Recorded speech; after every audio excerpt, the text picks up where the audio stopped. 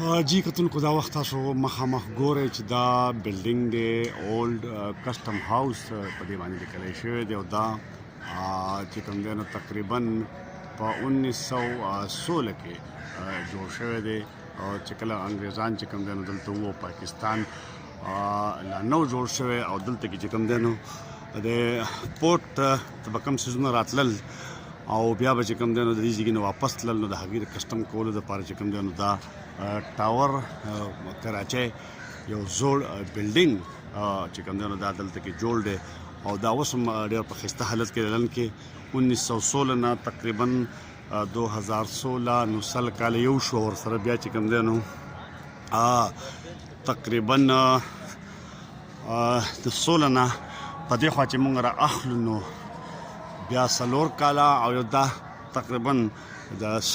یو سل 15 کالونه چې کوم دی نو لکه زیات عمر لري او بیا دې طرف ته موږ وګورو نو دا چې کله د دې بلډینګ هغه پرانیسته کېده افتتاح کېده نو دلته کې په هغه وخت کې چې کوم دی نو دا ځای ورله جوړ شوی او دلته کې دا بورډ چې کوم دی نو دا لګېدلی دی او چې چا افتتاح کړی و نو سره هغه بورډ هم دلته په هغه دغه کې موجود دی او دغه شانتې دا د هغه وخت بینچ دا وګوره چې یاره د دې هم د 100 کالو نه زیات وشو او کاڼې چې کوم دی د کاڼي دا جوړ بینچ دی او دغه شانته هغې طرف ته هم د کاڼي جوړ دا ګملې دي او ورسره چې کوم دی نو دغه مټکه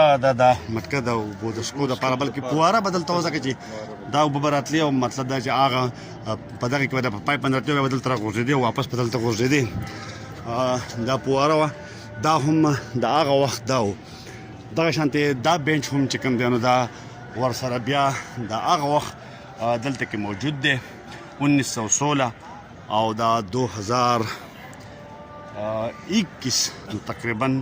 یو سل شپږ کاله د دې بلډینګ وشو اوس هم دا د کاڼي جوړ دی او بیخي چې کوم دی نو په